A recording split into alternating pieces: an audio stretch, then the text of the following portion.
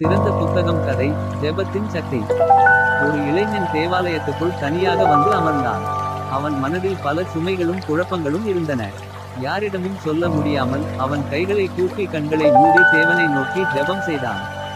அந்த ஜெபத்தின் போது அவன் மனதில் அமைதியோடு ஒரு நம்பிக்கை உதித்தது. அந்த ஜெபத்திற்கு பிறகு அவன் அருகில் இருந்த பைபிளை எடுத்து திறந்தான். தேவன் என்னிடம் பேசுவாரா என்ற எதிர்பார்ப்பில் அவன் கவனமாக வசனங்களை வாசிக்கத் தொடங்கினான். அந்த வார்த்தைகள் அவன் மனதை தொட்டன.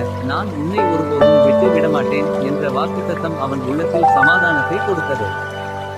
சில நாட்களில் அவன் தனியே மட்டும் அல்லாமல் தேவாலயத்தில் சேர்ந்திருந்த இன்னும் சில விசுவாசிகளுடன் ஒன்றாக பைபிளை வாசிக்கத் தொடங்கினான்.